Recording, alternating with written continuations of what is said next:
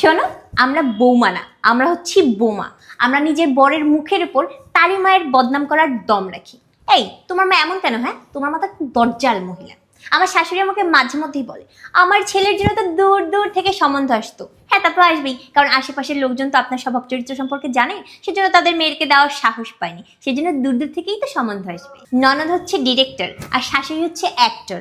ননদ ফোনে ফোনে ডিরেকশন দেয় আর শাশুড়ি ওইগুলাই করে। শাশুড়ি যদি হয় পেট্রোল, ননদ তাহলে দিয়া সালাই। তবে ঢোল, তবলা, ঘন্টি যা কিছু সব হচ্ছে বর, কারণ যে যা বলুক হাসবে তো ওই। প্রত্যেকটা শাশুড়ি ছেলের বিয়ের পর তার আর কোনো কাজ করতে পারে না, তাহলে এতদিন এই কাজগুলো কে করতো? আর আমি একটা জিনিস বুঝি না, এটা কি শাশুড়ি নাকি স্কুলের প্রিন্সিপাল? হ্যাঁ, যে সব কিছুতে তাদের পারমিশন নিতে হবে।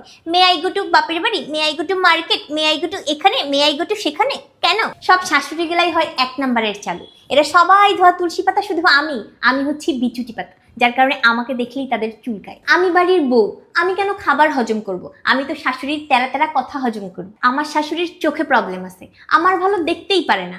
কানেও প্রবলেম আছে, আমার প্রশংসা শুনতেই পারে না। পেটেরও প্রবলেম আছে, আমার খুশি হজমই করতে পারে না। বিয়ের আগে মনে হয় আমার শাশুড়ি কত ভালো, ওই যে বললাম মনে হয়। তুমি কি আবার এটা তোমার শাশুড়ির পাশে বসে দেখতেছো নাকি? তাহলে কিন্তু ভাববে যে তুমি ইচ্ছা করে ষড়যন্ত্র করে তাকে শোনাচ্ছ।